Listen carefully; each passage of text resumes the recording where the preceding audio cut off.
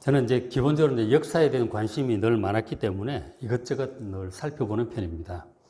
우리 한민족의 역사도 살펴보고 중국의 역사, 유럽의 역사, 이슬람의 역사 전반적으로 역사에 관심이 많이 있습니다. 그렇게 하다 보면 결국 이제 역사의 뿌리인 이 고대 문명에 관심을 갖게 되죠.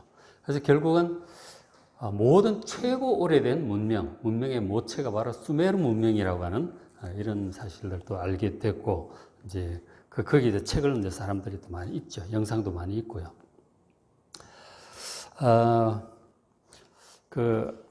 보시면, 그러니까 역사에서 보면 가장 오래된 문명, 여러분 이제 학교 다니면서 공부하신 대로 4대 문명이에요. 그렇죠? 4대 문명. 주로 큰 강 주변에 생겨났어요. 이집트 나일강의 이집트 문명, 메소포타미아의 인도의 인더스 문명, 중국의 황하 문명, 그렇게 있습니다. 주로 뭐 BC 3000년 뭐 그렇게까지 대략 보고 있죠. 그 중에서도 가장 오래된 것이 좀 전에 보셨던 그 수메르 문명, 메소포타미아 남쪽 지역에 있는 수메르 문명이 현존하는 증명된 가장 오래된 문명이다. 그렇게 정설로 되어 있습니다. 왜냐하면 이제 수메르 사람들 문자를 처음으로 이제 사용하기 시작한 문명으로 나와요. 그 전에 뭐 잉카 문명이나 뭐 이런저런 문명들이 있거든요. 문자가 없어요.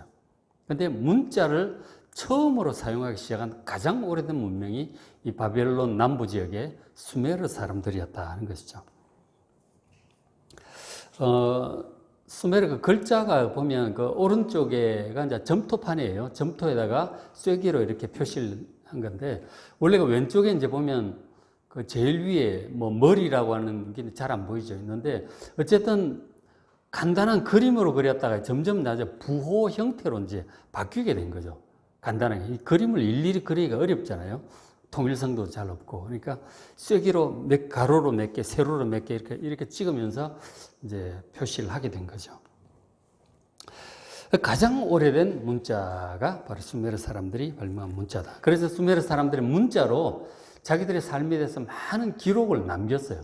점토판으로 된 도서관도 발견이 돼요. 그래가지고 엄청나게 막 수천 개만 발견이 되니까 그걸 이제 해독을 해보니까 당시 사회상을 상당히 정확히 알 수 있게 된 거죠.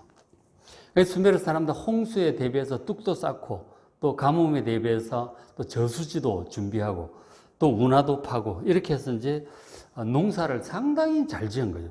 많은 잉여 농산물이 생기면서 문명이 이제 막 발달하게 되는 것이죠.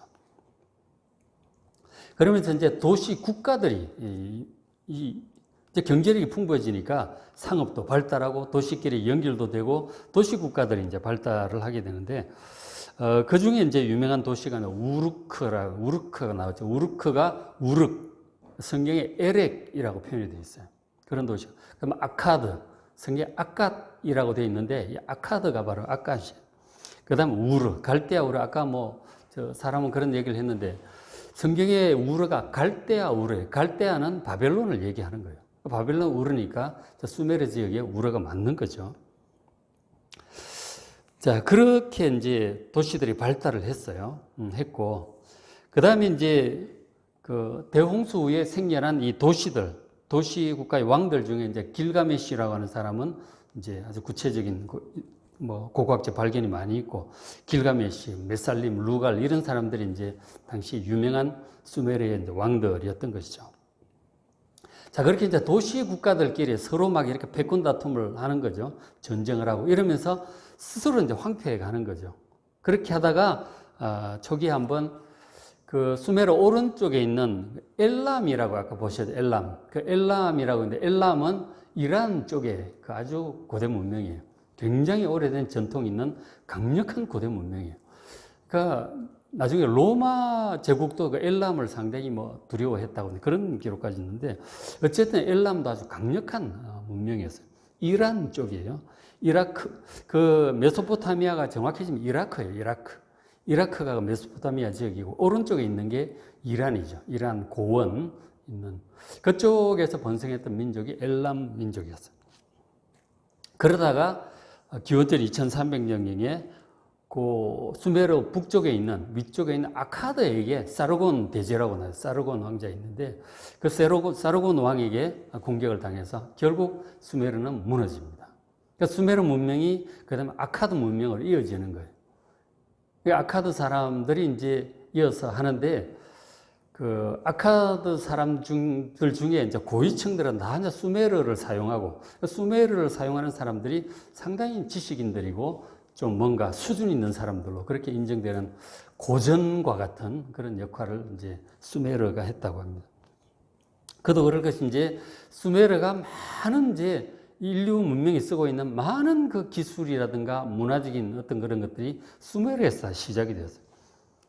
그러니까 달의 움직임을 잘 관찰해가지고 음력을 사용하는 음력을 이 사람들이 좀 사용했고, 그 다음에 60진법, 우리 시계가 60초 되면 1분이고 60분이 1시간 그렇잖아요.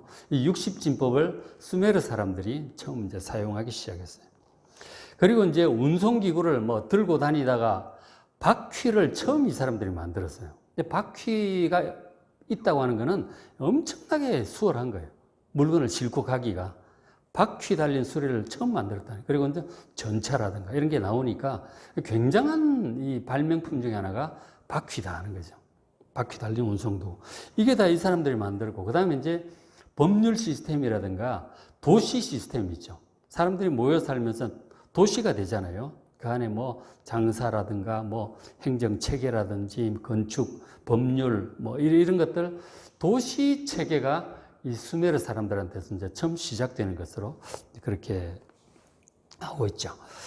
그러니까, 근데 이제 문제는 역사학계의 수수께끼 뭐냐면, 여러분 진화론교사 아시겠지만, 뭐 구석기 시대, 신석기 시대 뭐 이렇게 하잖아요. 이렇게 가다가 갑자기 이렇게 수메르 문명이라고 하는 고도로 발달된 문명이 나온 거예요. 이게 어느 정도 좀 점진적으로 발전을 해야 되잖아요. 근데 갑자기 튀어나온 거예요, 수메르. 수메르 앞 문명, 이렇게 고도로 발달되려면 좀 단계가 있어야 될 텐데 갑자기 튀어나온 거예요. 이 도대체 어디서 왔냐? 이 사람들 어디서 배웠느냐? 그게 전혀 지금 고고학 쪽이든 뭐든 나타나질 않아요. 그게 역사학의 수수께끼입니다. 도대체 수메르는 어디서 이런 걸 배웠는가 하는 거예요. 갑자기 어떻게 이렇게 고도의 문명이 나오느냐? 이해가 안 되는 거죠. 이게 이제 수수께끼 중에 하나입니다. 그래서 이제 어떤 사람들은 혹시 외계인이 와서 가르쳐준 문명이 아닌가 그런 얘기를 합니다. 실제로 이제 수메르 왕 리스트도 이제 말씀드렸지만 그 뭐 하늘에서 내려온 뭐 이런 얘기들이 있어요. 그래서 이 우주인이 와서 이게 외계인이 전해준 건가 그런 얘기들도 나오고요. 보통은 이제 하늘에서 왔다고 할 때 뭐 왕권 신수설 그래가지고 모든 왕들의 권한 뭐 하늘로부터 신으로부터 받은 것으로 우리나라 뭐 당군 뭐 환희 다 그렇잖아요.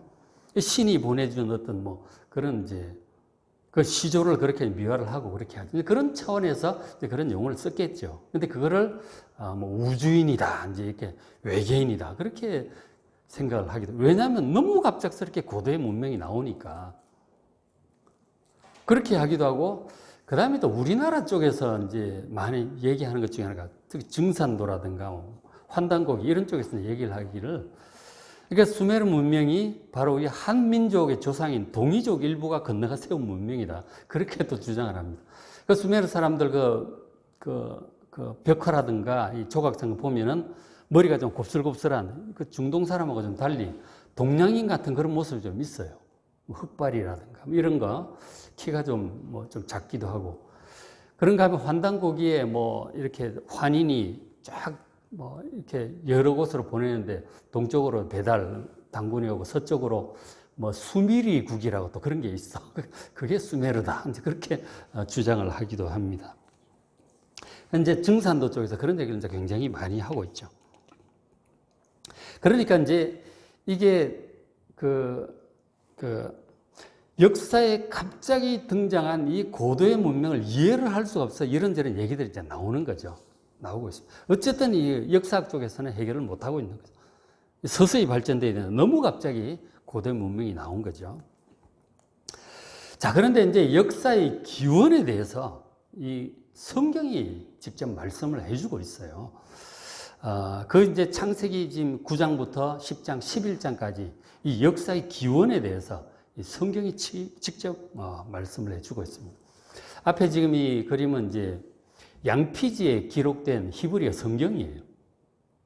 그러니까 성경을 하나님께서 오래전부터 기록을 하셔서 이렇게 남겨주셨던 것이죠.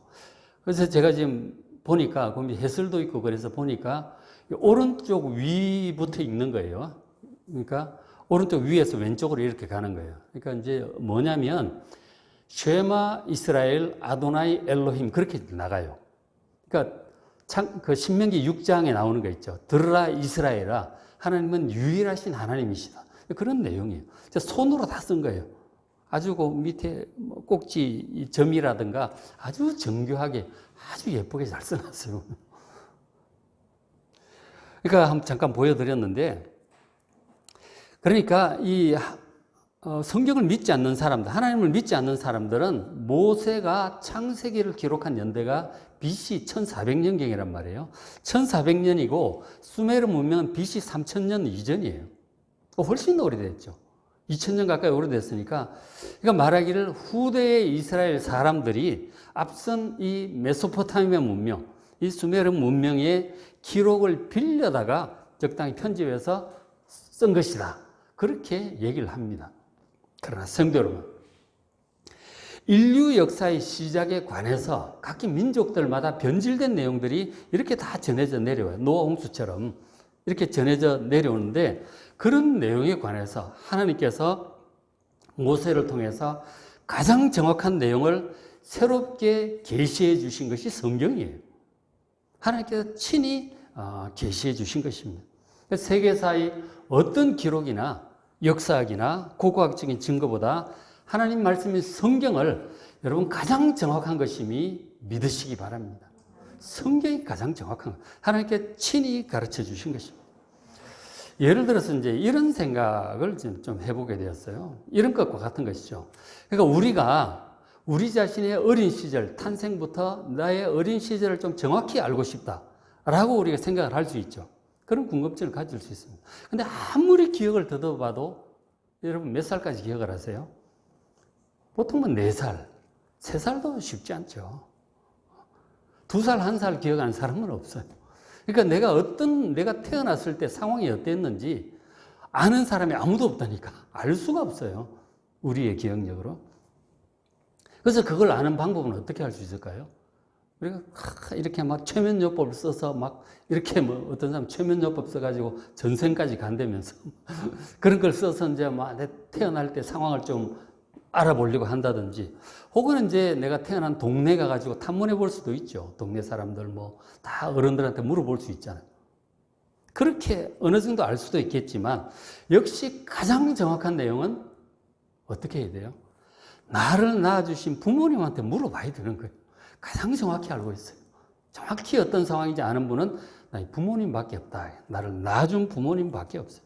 자, 성도 여러분, 온 세상 만물과 우리 인류의 창조자이신 하나님 아버지께서 성경을 통해서 해주신 이 설명을 가장 정확한 것을 여러분 믿고 귀를 기울이시길 바랍니다.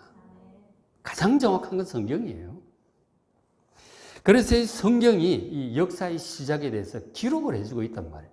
그것을 우리가 이거 하고 이렇게 볼 일이 아니고 이건 가장 정확한 거예요. 그럼 믿음을 가지고 성경을 다시 한번 차분히 보시길 바랍니다. 오늘 제가 성경 중심으로 다시 한번 설명을 좀 해드리겠습니다. 앞에 본 영상이나 설명들은 일반적인 역사학이 이렇게 탐문을 해서 찾아가는 거죠. 땅을 뒤져서 고고학적인 증거와 이런 걸 세 나가지만, 역시 가장 정확한 것은 하나님께서 가르쳐 주신 성경이다.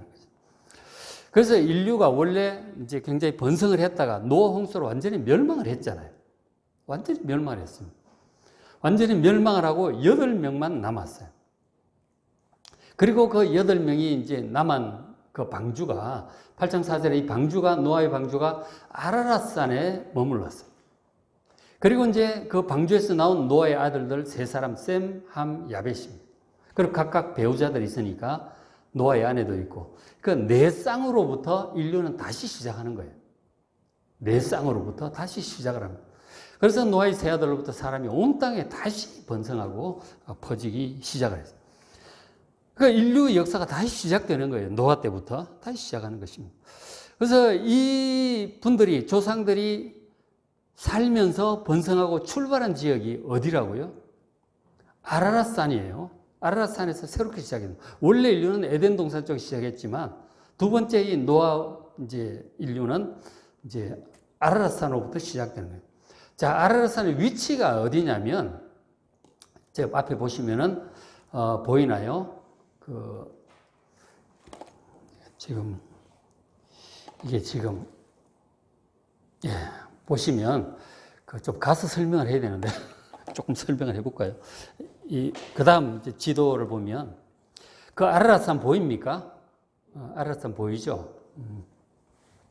아라랏산이 여기 있어요. 그죠? 여기 있는데 요거를 제가 이제 현대 지도를 제가 표시를 제가 좀 해봤어요. 보면 자, 아라랏산이 여기 있는데 여기가 터키 쪽이에요. 그리고 요 북쪽이 아르메니아인데 여기 이제 소련 쪽이죠. 있고 요 아라랏산은 터키 영토 안에 들어가 있어요. 그리고 아래쪽이 이라크인데 이라크가 메소포타미아죠. 이 안에 유프라테스강, 티브리스강 여기 있는 거죠. 수메르가 아래쪽 뭐 이렇게 있는 거예요. 그다음에 오른쪽이 이란이에요. 이란에 엘람이 있었죠. 그다음에 이제 왼쪽에 보면 시리아가 있죠. 시리아가 바로 아람 쪽이죠. 그 아래쪽이 이스라엘이에요. 그리고 이쪽이 이집트고요. 이 사우디아라비아 이렇게 되어 있는데 아라랏산이 바로 저쪽에 있는 거예요. 그죠? 대충 위치를 아시겠죠? 저쪽에 있습니다. 자, 저기서부터 인류는 산으로 내려와가지고 그 고도가 5,000m쯤 되니까 산으로 다시 내려온 거예요. 내려와서 주변에서 살기 시작했겠죠. 주변에 살기 시작하면서 농사를 지으면서 사람들이 많아지면서 이제 1대, 2대, 3대, 4대 가다 보면 사람이 점점 많아지잖아요. 그러니까 한 곳에 살기 어려워지죠. 좋은 땅을 찾아서 사람들이 사박으로 이제 흩어지게 이제 이동들을 하게 됐겠죠. 뭐 이동해봤자 얼마나 갔겠어요? 어느 정도 이제 그렇게 주변에서 그렇게 살았을 것입니다. 자, 그렇게 이제 아라랏산에서 인류가 다시 시작이 되는데, 그 중에 이제 성경이 이제 기록을 하기를 이 노아의 세 아들들이 셈, 함, 야벳이에요. 셈, 함, 야벳인데, 그 중에 이제 성경은 기록을 하기를 야벳부터, 막내부터 먼저 소개를 합니다. 자, 10장 2절에 야벳의 아들은 고멜, 마곡, 마데, 야완, 두발, 메색, 디라스입니다. 그죠? 2절에 있습니다. 자, 저 중에 이제 야벳의 아들에 대해서 설명을 잠깐 드리면은, 저 고멜 있죠, 고멜. 저 고멜이, 그러니까 야벳의 장남이 이제 고멜인데, 저 고멜에 관해서 고대 탈무드에 보면 어떻게 표현하느냐면, 게르마니라고 번역을 해요. 음역을 하는데 고멜을 게르만이라고 번역을 해요. 그러니까 현대 게르만족, 그리고 이제 옆에 뭐 프랑스라든가 영국, 그 사람들이 고멜의 후손으로 이렇게 보고 있습니다. 그렇게 보고, 그래서 이제 현대 독일 땅을 옛날에 고멜랜드라고 그렇게 얘기를 해서 고멜랜드, 고멜의 땅이다 그런 얘기죠. 그러니까 고멜이 게르만족의 조상인 것이죠. 그렇게 보고, 그 다음에 이제 또 한 사람이 이제 쭉 내려가서 1, 2, 3, 4, 5남, 야완 있죠, 야완. 야완이 있는데, 야완이, 저 창세기가 지금 히브리어로 되어 있잖아요. 그걸 이제 헬라어로 BC 300년에 굉장히 오래됐죠. 2300년 전에 헬라어로 번역한 성경이 70인역인데, 70인역에서 저 야완을 뭐라고 번역을 했느냐면, 제가 이제 헬라어로 보니까 이오우안, 이렇게 이오우안, 이오타고 오메가 이렇게 해서 이오우안이라고 번역을 하고 있는데, 그러니까 BC 300년경 당시 70년 번역자들이 저 야완을 이오니아로 그렇게 동일시 했던 것이라고 학자들 그렇게 봐요. 야완이 이오니아의 음력인 거예요. 음력한 것이 이오운이고, 그게 이제 이오니아 민족의 조상인 거예요. 이오니아가 어딘지 아세요? 이오니아가 그리스 민족이에요. 그리스 민족을 이오니아 문명 들어봐요. 이오니아 문명 뭐 이런 있잖아요. 그리스 민족의 이제 조상인 것이죠. 실제로 이제 더 이제 결정적인 증거가 저 야완이 성경 검색해 보면 여러 번 나와요. 특히 이제 선지서에 보면 야완을 이 70인역이 번역할 때 헬레네스 이렇게 번역을 해요. 70인역을 보면. 그러니까 확실히 저 야완은 그리스의 조상이다. 그리스 민족의 조상임을 우리가 알 수가 있죠. 그렇게 되어 있고요. 그 다음에 이제 하나 내려가 4절에 보면 야완의 아들 중에 엘리사, 달시스, 기띔, 도다님 이렇게 되어 있는데 저 달시스가 우리나라를 뭐 그렇게 해놨는데 타르시스인데 저 타르시스가 스페인에 보면 타르테수스라고 하는 지명이 있는데 그리고 이제 선지자 요나가 이 느느웨 쪽으로 가라는 걸 피해가 반대쪽으로 지중해 배 타고 저쪽으로 갔다 그랬거든요. 그러니까 저 서쪽에 있는 지명이에요. 그 다시스라고 있잖아요. 그 다시스 그러니까 스페인 쪽의 사람들의 조상으로 그렇게 봅니다. 저 달시스가. 그 기띔 저거는 이제 그 지중해 있는 섬 키프로스 그쪽으로 보고 있거든요. 그래서 전반적으로 야벳은 바로 유럽 사람들의 조상이다 하는 거죠. 그리고 이제 실제로 그런 말이 있잖아요. 5절 끝에 보면 이들로부터 여러 백성 나뉘어 각기 어느 종족 나라대로 바닷가의 땅이 머물렀다 이렇게 돼 있죠. 바닷가. 그러니까 그 아르랏산으로부터 바닷가 쪽으로 갔다는 얘기예요. 그러니까 보면 그 아르랏산에서 바다가 바로 가까운 이 카스피인데 여기 카스피고 이게 무슨 바다 이름을 잊었다. 그 이쪽 바다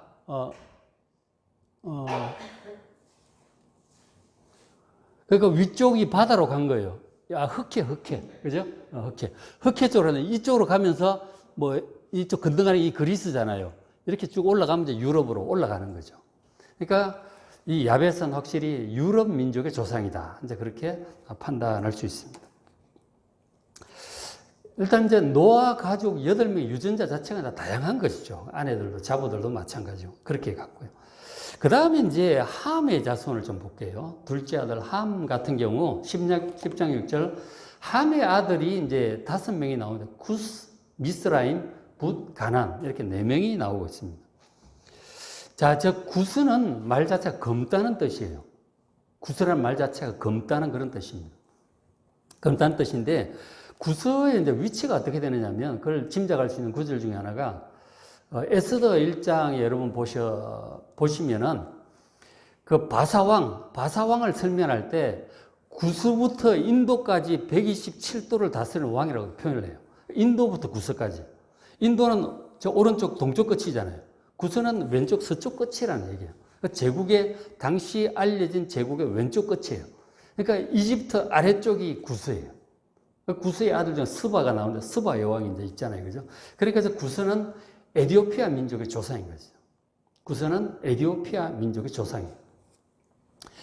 구스의, 7절에 구스의 아들 중에 스바가 있는데, 스바의 여왕이 바로 이제 이디오피아 여왕이었던 것이고, 그 솔로몬을 이제 만나러 왔던 사람인 거죠. 예수님도 이제 저 스바 여왕에 대해서 말씀을 하셨잖아요. 자, 근데 구스는 그렇게 이디오피아 쪽이고, 미스라임이 어딜 것 같아요?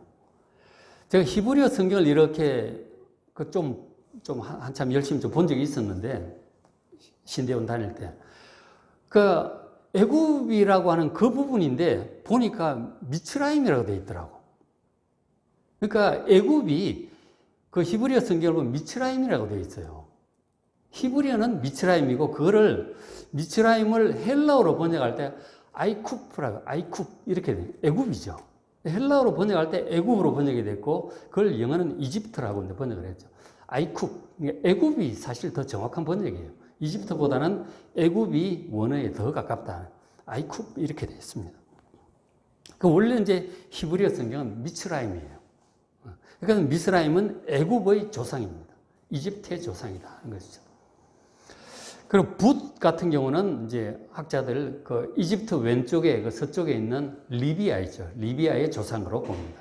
그 다음에 가난, 함의 넷째 아들 가난은 진짜 가난 지역 7족속의 조상인 것이죠. 특별히 이제 가난에 대해서 구약 성경에 특별하게 좀 쓰고 있는데 왜냐하면 이스라엘 백성들과 가장 밀접한 관련이 있었던 그 민족이 가나안 족속인 거예요. 가나안에 여러 아들들인데 그 아들들이 가나안 7족속의 조상인 거예요. 그 사람은 다 함의 후손들이다 하는 것이죠. 자, 그렇게 되어 있습니다. 그리고 이제 그 14절 보시면은 그 13절 미스라임 나오고 14절 미스라임 낳은 아들 중에 14절 가슬루임, 갑돌임 있는데 이 가슬루임에게서 블레셋이 나왔다고 기록을 하고 있죠. 그러니까 함의 아들 미스라임의 아들, 이 아들 가슬루힘의 후손이 블레셋이에요. 블레셋의 조상이 바로 함 계열인 것이죠.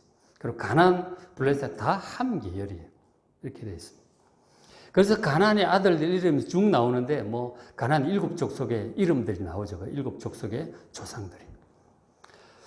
그런 내용 이제 함의 후손들이 이렇게 되어 있습니다. 이렇게 되어 있고. 그 다음에 이제 함의 후손 중에 한 사람을 좀 특별히 기록을 하고 있어요.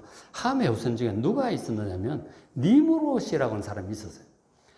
10장 8절에 구스가 함의 장남이잖아요. 함의 장남, 구스가 여러 아들을 낳았는데 그 중에서도 니므롯이라고 하는 한 아들이 있었어요. 함의 손자죠. 그죠? 니므롯. 자, 니므롯을 묘사를 하기를 그는 세상의 첫 용사다. 전에 성경 번역은 첫 영걸이다. 첫 히어로다. 이렇게 번역이 됐는데 하여간 첫 용사. 9절에 그가 여호와 앞에서 용감한 사냥꾼. 일이 되었다. 이렇게 표현하고 있는데 그러니까 당시 이제 그 나중에 보면 결국은 이제 니므롯이 바벨탑 사건을 주도한 사람인 것이죠. 바벨탑 사건을 주도한 사람인데 저 사람이 이제 용감한 사냥꾼이라고 하는데 당시 이제 바벨 그 쪽으로 신할 평지 바벨론 쪽으로 이제 이동을 해서 사는데 초기에는 우리나라도 옛날에 조선시대 때 그랬는데 이 맹수들이 이제 항상 큰 문제예요. 맹수들이 호랑이라든가 곰 이런 거 있잖아요. 맹수들이 이제 큰 문제인데 그것 때문에 상당히 좀 문제가 되죠. 우리도 요즘 가끔 멧돼지 내려오고 그런다 그러거든요. 멧돼지가 내려오면 이 대책이 없어요. 그거는 아무나 못해요. 보통 사람은 감당 못합니다. 그러니까 저건 이제 호랑이라든가 저 사자 이런 것들이 이제 많았는데 다윗도 뭐 곰을 쳐 죽이고 그랬다는 얘기가 나오잖아요. 그거를 잘하는 사람이 이제 이게 무력이 있는 사람이에요. 그러니까 힘이 있고 이 무력이 있는 사람이 이 사람들의 이제 보호자가 되고 지도자 다 거기 가서 의지를 하죠. 그거를 잘하는 사람이 지도자가 되는 거예요. 우리나라도 뭐 주몽 같은 게 활을 그렇게 잘 쏘았다 그러잖아요. 그런 거라든지 뭐 이런 걸 잘하는 사람이 지도자가 되는 거예요. 그러니까 저 니므롯이 그런 사람이었고 그 다음에 첫 용사였고 아주 이 사람들을 모으고 군사적인 활동을 아주 잘하는 능력 있는 지휘관이었다. 그래서 결국은 이 사람들에게 나라가 세워지는데 10절에 그의 나라는 신할 땅의 바벨, 그러니까 바벨론 그 지역, 수메르 지역을 얘기하는 거예요. 신할 땅은 바벨론, 수메르 지역입니다. 자, 그래서 그 시작하기를 바벨에서 시작을 했고 에렉이 우르크입니다. 우르크. 그 다음 아갓은 아카드예요. 그럼 갈레에서 시작을 해가지고 수메르 쪽에서 나라를 세운 첫 왕이 지금 니므롯이라고 성경은 기록을 하고 있는 거예요. 그런데 이제 세속 역사에서는 뭐 정확히 알지를 못하죠. 알지를 못하는 성경은 분명히 그 첫 문명의 니므롯의 그 바벨 쪽에서 첫 나라를 세운 사람이 니므롯이라고 명백히 말씀을 해주고 있습니다. 자, 그가 11절에 그가 그 땅에서 아수르로 나가. 아수르는 북쪽으로 올라가는 거예요. 그러니까 이렇게 되죠. 그래서 레세니아라는 큰 성읍도 건설하고 큰 나라를 세운 사람이에요. 처음으로. 수메르의 첫 왕이라고도 볼 수 있겠죠. 자, 보시면은 이 전체가 이제 이라크 메소포타미아 쪽이죠. 여기 그죠? 여기 두 강이 티그리스 유프라tes 두 강 사이인데 여기서 이제 이 전체가 이라크인데 이라크 중간쯤에 바그다드가 있어요. 지금 수도. 바그다드 북쪽을 아수르라고 하고 남쪽을 바빌로니아라고 그렇게 얘기를 합니다. 전체적으로. 그리고 이제 아래 바빌로니아에서 위쪽을 아카드, 아래쪽을 수메르라고 그렇게 얘기를 하는 거예요. 아래쪽이 수메르, 그 바로 위가 아카드, 그 위가 아시리아, 아수르 이렇게 되는 거예요. 근데 고대 이제 위치인데 그러니까 이 니므롯이 이 아래쪽에서 시작을 한 거예요. 우르크도 여기 있고 우르도 있고 그러잖아요. 여기서 해가지고 이 아카드는 좀 위쪽에 있는데 이렇게 해서 이쪽을 장악하고 그리고 더 북쪽으로 치고 올라 아수르가 여기 있죠. 아수르를 중심으로 해서 커진 나라가 아시리아예요. 여 위쪽까지 이제 정복을 했다는 거 아니에요. 이 니무롯이. 이 아래쪽에서 저 위쪽까지 정복을 한 큰 나라를 세운 사람이었던 것이죠. 굉장히 능력 있는 지도자였던 것이죠. 이 사람이 이제 함의 손자인 것이죠. 어떻게 보면 뭐 정확한 나이들이 나와 있지 않지만 홍수로부터 엄청나게 오래된 건 아니죠. 기껏해야 200년이나 됐을까, 뭐 그죠? 대략은 이렇게 보겠지만 어쨌든 그렇게 엄청나게 오래된 상황은 아닌 거죠. 그래도 손자 이래가지고 또 인원이 막 불어가잖아요. 그렇게 이제 해서 이제 도시국가들이 생겨나고 나라를 세우고 이제 그렇게 하게 되었어요. 자, 이제 이렇게 되어 있는데 그래서 수메르 문명의 건국자가 니무롯이라고 성경은 그렇게 기록을 하고 있습니다. 그래서 니무롯은 11장에 나오는 바벨탑 사건을 주도한 그런 전제 군주였던 것이고 그 바벨탑으로 하나님께 대항하려고 했던 사람인 것이죠. 그 다음에 이제 조금 더 보시면은 조금 더 그 얘기는 조금 더 다시 좀 해드릴게요. 10장 22절에 그 다음 그 장남이죠. 노아의 큰아들 셈에 관해서 이제 기록을 하고 있는데, 자, 셈의 아들은 엘람, 아수르, 아르박삿, 룻, 아람 이 5명입니다. 그렇죠? 자, 그렇게 되어 있는데, 저 엘람이 아까 봤잖아요. 그 이란 쪽에 아주 강력한 고대 민족이었다고. 저 엘람이 바로 셈의 큰아들입니다. 셈의 큰아들 엘람이 이란 쪽 고원지대의 강력한 민족 엘람의 조상. 그 다음에 셈의 둘째 아들이 아수르예요. 아수르에 자리 잡고 나중에 아시리아가 되고 하는 그 조상이죠. 그 다음에 셈의 셋째 아들 아르박삿이에요. 이 셋째 아들 아르박삿을 통해서 믿음의 계보가 이어집니다. 셈 자체가 믿음이 좋은 사람이었고 함은 그렇지 않았잖아요. 함은 아까 우리 뭐 노아 술 취해가지고 있을 때 막 아버지 막 흉보고 이런 그런 사람이에요. 그래서 그 후손이 저주를 받고 이렇게 되는데 셈은 그렇지 않아요. 큰아들 셈은 아주 경건한 사람이었던 것이죠. 그래서 셈의 믿음은 셋째 아들 아르박삿을 통해서 이어지고 그 후손 중에 이제 아브라함이 태어나게 되죠. 그랬고 그 다음에 룻 같은 경우는 룻이 루드 이렇게 되는데 그러니까 리디아는 그 터키 쪽에 이제 원주민이니까 그쪽에 조상이 룻으로 봅니다. 리디아의 조상. 그 다음에 아람은 아람 족속의 조상이죠. 그죠? 아람이 셈의 5째 아들인데 저 아람은 그 굉장히 강력한 민족이 되죠. 민족이 되고 바로 시리아의 조상. 시리아 사람이 좀 아람 족속이에요. 시리아. 아람 족속이에요. 그 아람이 그 구약 열왕기에 보면 계속 나오죠. 바로 이스라엘 북쪽에 있는 아람. 강력한 또 나라가 되고 그리고 이제 그 나중에 바벨론 포로 이후에 그 중동 지역의 일대 그 공용어가 아람어가 돼요. 아람어. 그 예수님께서도 실제로 사용하신 언어가 아람어일 거라고 이제 아람어이었던 것으로 그렇게 연구가 되고 있어요. 히브리어를 쓰신 것이 아니고 예수님이 사용하신 언어는 아람어였다. 당시 공용언어, 중동 지역 공용어가 아람어였기 때문에. 성경이 히브리어로 되어 있는데 그 다니엘서를 보면 다니엘이 이제 그 바벨론 제국의 그 총리가 되잖아요. 그죠?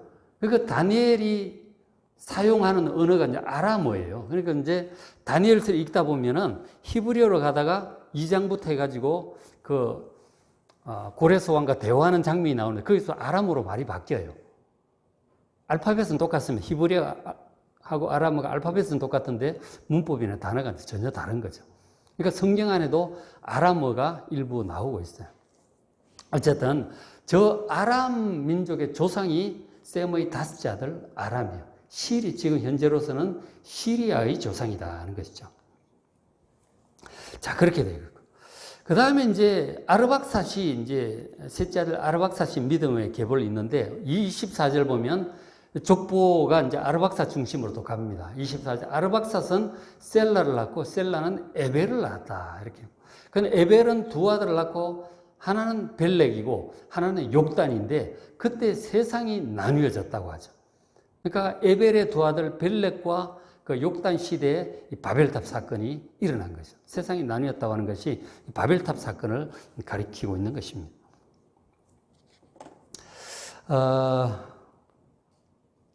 자, 그렇게 이제 하고 있는데, 어쨌든 아르박사스의 후손 중에 셀라, 에벨하고 에벨 그 후손 중에 이제 그 아브라함이 나오는 거예요. 그렇게 믿음의 계보가 이어져 갑니다. 아르박사스의 7대 손이 이제 아브라함이 되는 거죠. 자, 그런데, 자, 여기서 얘기를 하나 하고 넘어갈 것이, 우리나라 이 목사님들 중에 이 에벨 있죠. 에벨의 두 아들, 벨렉 쪽에서 이제 아브라함이 나오고 욕단이 나오는데, 둘째 아들 욕단이 13아들을 낳았다고 성경이 또 특별히 기록을 하고 있거든요. 그러니까 에벨의 차남, 저 욕단이 바로 우리 동이족의 조상 단군이다. 그렇게 주장하는 분들이 좀 있어요. 여러분도 그런 얘기 들어보셨을 거예요. 뭐 아리랑 얘기하면서 저런 얘기들을 이제 많이 하고 있습니다. 그래서 욕단에 대해서 한번 보시면, 욕단에 대해서 10장 20절, 욕단이 13아들 알모닷, 셀렙, 하살마, 예라 이렇게 낳는데, 자, 29절 요밥을 낳았어. 이들은 다 욕단의 아들이에요. 13을 낳았는데, 자, 30절 그들이 거주하는 곳은 메사에서부터 스발로 가는 길에 동쪽 산이었다. 이렇게 적고 있죠. 그래서 이제 이 스발이 뭐냐면, 스발이 세벌, 쇼벌, 서울이다. 이렇게 얘기하는 거예요. 스발이. 그렇게 하고, 그리고 시베리아도 같은 어근이라고 이렇게 다 동쪽으로 시베리아, 세벌, 쇼벌, 서울, 다 같은 어근이다. 저 스발에서 나온 것이다. 그렇게 얘기를 합니다.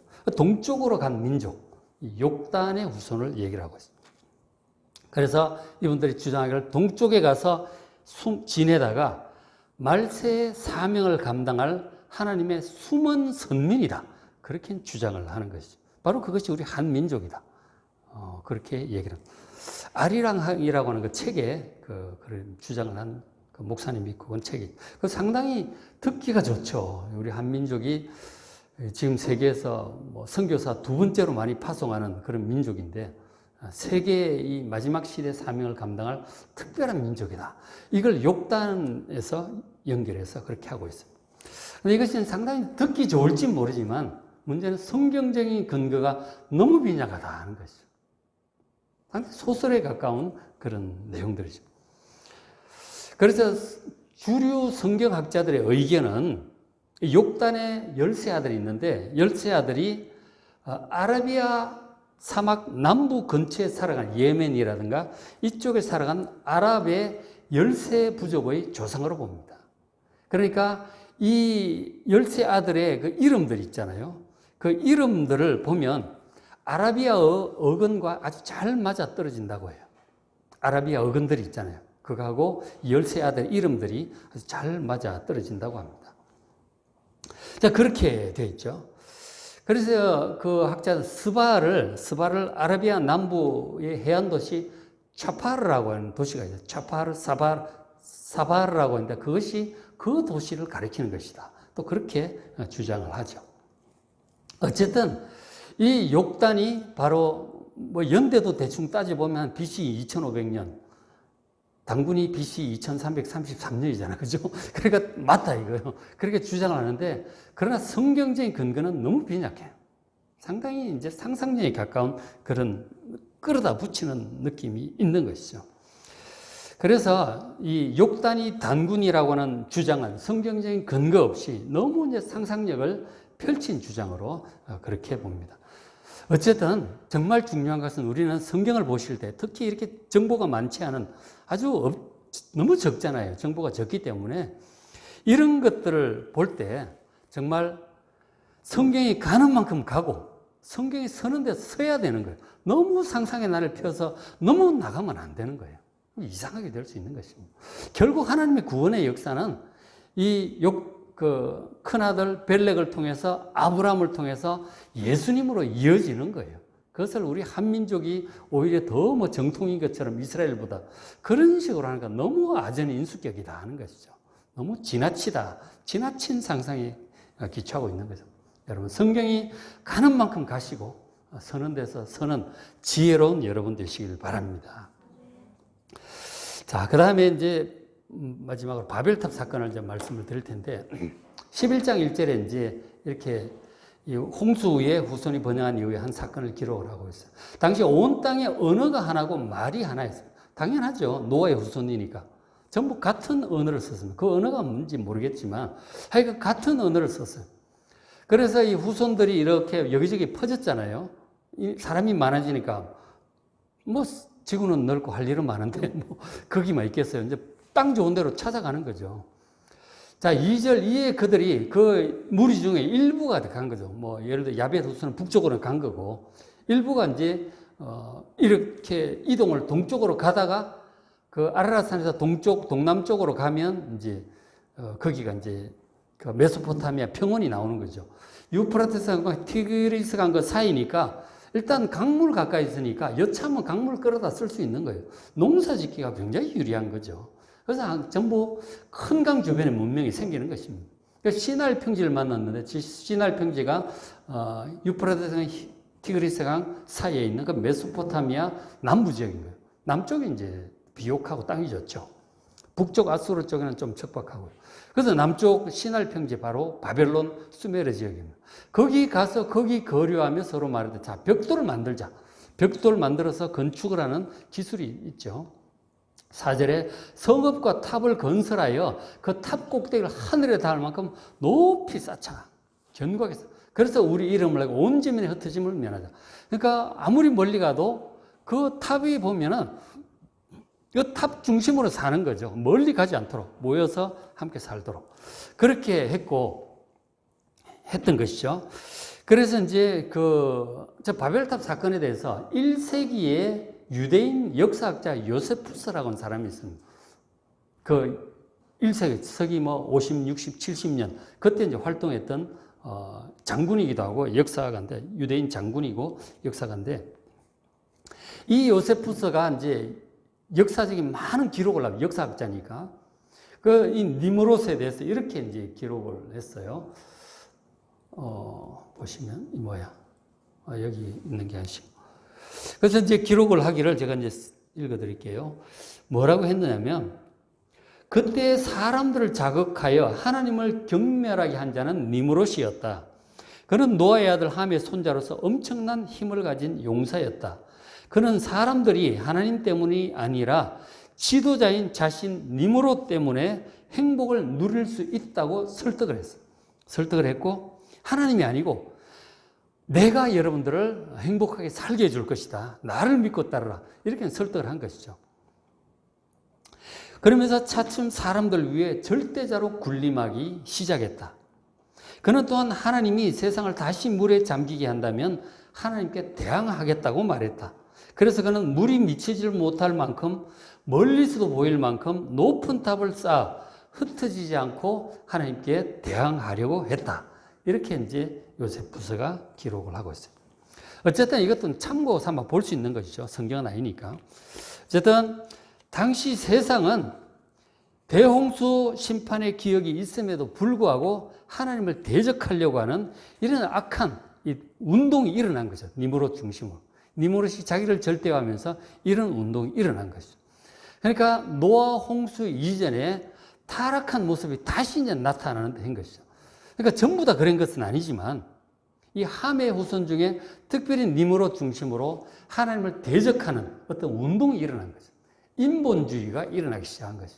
하나님을 제외하고 배척하고 대적하는 그런 분위기가 함의 후손 중에서 일어나는 듯 했어요. 그래서 이제 뭐 다른 우상을 섬기고 이런 이제 탑을 쌓게 되죠. 지금은 이제 수메르 그쪽 지역에 남아있는 이제 유적 중에 지구라트라고 하는 문명들이 많아요. 지구라트라고 큰 단을 쌓아서 그 위에 신전 올리고 높은 탑처럼 해놓은 게 있어요. 지구라트들이 많이 발견이 되고 이집트 피라미드도 마찬가지죠. 이런 맥락이죠. 높이 탑을 쌓고 이제 하나님을 대항하는 홍수를 피할 수 있는 이제 그런 생각까지 하게 되는 것이죠. 그러니까 수메르 문명 자체가 이 니므롯으로부터 시작되었다고 볼 때 벌써 하나님을 대적하는 문명이에요. 이 도시 문명 자체가 하나님을 대적하는 가운데서 온갖 우상들을 섬기고 다른 신들을 섬기는 그런 문명으로 발전해 가는 것이죠. 자, 그런 이제 세상 분위기 속에서 세상 주도권을 이 니므롯과 함의 자손, 하나님을 대적하는 이런 사람들, 세상 문명을 주도해 나가는 거죠. 주도해 나가는 그런 분위기 속에서, 자, 근데 이제 믿음 좋은 사람이 있었다 그랬잖아요. 노아의 첫째 아들 셈이 믿음이 좋았고, 그리고 그 믿음을 셈의 아들 아르박삿이 믿음의 계보를 이었단 말이에요. 그리고 이제 아르박삿의 후손을 쭉 이제 적어서 아브라함까지 기록을 하고 있는데, 그 후손 중에 중요한 에벨이라고 하는 사람이 나와요. 10장 21절에 셈을 얘기할 때, 셈을 소개할 때 에벨 온 자손의 조상이다 이렇게 표현을 해요. 저 에벨은 셈의 증손자입니다.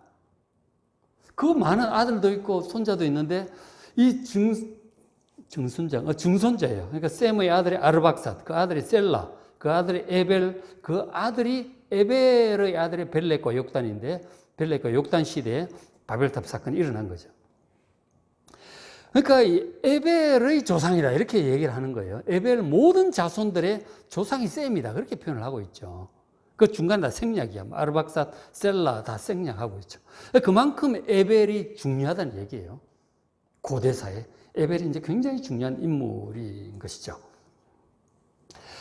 그리고 두 아들 벨렉과 욕단 나오는데, 벨렉의 후손 중에 아브라함이 나오고, 욕단인 아라비아 민족의 조상 쪽으로 그렇게 보죠.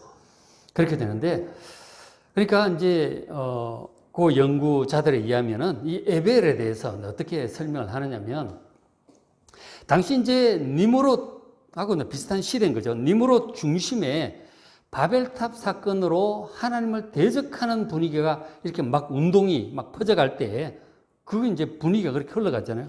그럴 때 그것에 반대하고 자기 부족을 이끌고 수메를 떠나요. 떠나서 유프라테스 강을 건너가 버려요. 그러니까 가나안 쪽으로 건너갑니다. 건너가서 그쪽에 따로 이제 나라를 세운 거죠. 바로 그 나라가 에블라라고 하는 그런 나라였던 에블라 민족의 조상이 바로 이제 에벨이었던 거죠. 그 에블라라고 하는 도시에 지금 많은 출토물이 또 발견이 되고 있죠. 그래서 그런 것들을 기초로 해서 그렇게 추정을 하는 것 같습니다. 그래서 이 에벨은 하나님을 대적하는 바벨탑, 니므롯의 바벨탑 운동에 반대해서 강을 건너간 사람입니다. 그래서 에블라라고 하는 나라를 세웠고, 그 나라도 한때 강력한 나라였다고 합니다. 그러니까 에벨이라고 하는 말, 에베르라고 하는 말이 건너온 사람 이런 뜻이에요. 에베르, 아바르, 건너다 이런 뜻이에요. 강을 건너간 사람이다 하는 거죠. 그래서 에베르에서 나온 단어가 히브리예요, 히브리라고 하는 것도 에베르, 에벨 다 여기서 이제 나온 단어. 강을 건너온 사람들. 그러니까 타락한 그 도시 문명을 떠나서 하나님을 섬기고자 강을 건너온 사람들을 에벨 후손 에베르, 히브리 사람이라고 그래요. 그러니까 여러분 창세기 보면은 아브라함을 가리켜 히브리 사람이라고 얘기를 해요. 근데 히브리 민족 뭐 그럴 때가 아니잖아요. 그냥 히브리 사람이라고 얘기를 해요. 그리고 요셉도 히브리 종이다 이렇게 표현을 해요. 그러니까 이 에벨의 어떤 믿음의 계보를 따르는 그런 사람들을 히브리 사람이다. 이제 그렇게 보는 것이 많은 학자들의 의견이죠. 히브리의 어근이 그렇다 하는 것이죠. 그래서 이제 그 믿음 좋은 사람들의 이 조상 셈이 있고, 그 후손 중에 에벨이 있고, 그리고 또 그 후손 중에 아브람도 있고, 이제 그런 것이죠. 자, 말씀을 마무리합니다. 자, 노아 홍수로 온 세상이 하나님의 큰 심판을 받았음에도 불구하고 세월이 흐르면서 니므롯 중심으로 이 바벨탑을 쌓아서 하나님께 또 대적하는 운동이 일어납니다. 이러면 또 한 번 홍수 같은 대심판이 일어날 수밖에 없겠죠. 근데 하나님께서 홍수를 다시 일으키지 않겠다고 약속을 하셨었죠. 그래서 하나님께서 그 대신 심판의 방법으로 언어를 혼잡하게 하십니다. 바벨탑 사건으로 막 힘을 모아서 하니까 더 이상 뭉쳐서 하나님을 대적하지 못하도록 언어를 흩어버리죠. 말이 달라져 버린 거죠. 그리고 서로 말이 안 통하니까 이게 엄청난 사건이죠. 당시 엄청난 사건이 벌어진 거예요. 말이 안 통하니까 말이 통하는 사람끼리, 같은 족속끼리 이제 그렇게 됐겠죠. 말이 통하는 사람들끼리 뭉쳐서 사방으로 이제 흩어지게 된 거죠. 그렇게 해서 이제 산지 사방으로 흩어져서 뭐 고멜, 야벳 후손들은 그쪽으로 올라가고 그죠. 셈 후손들은 오른쪽으로 이제 이란이라든가 뭐 아라비아 이쪽으로 가고, 함의 후손들은 이집트 쪽으로, 아프리카 쪽으로 이렇게 흩어져 간 것이죠. 자, 이렇게 되었던 것이다. 그러니까 어느 혼란은 사람들이 더 이상 힘을 합치면 하나님을 대적하니까 오히려 사람들을 살리기 위한 방법이었던 거예요. 그만두면 계속해서 힘을 합쳐 하나님을 대적할 테니까. 근데 그렇게 하지 못하도록 말을 하나님께서 혼란스럽게 흩어버리신 것이죠. 근데 그 속에 뭐 한국말도 있겠죠. 그죠? 우리 한국말도 있고 그렇게 했을 것입니다. 그렇게 해서 우리 민족도 동쪽으로 해서 왔겠죠. 자, 이제 그렇게 한 거예요.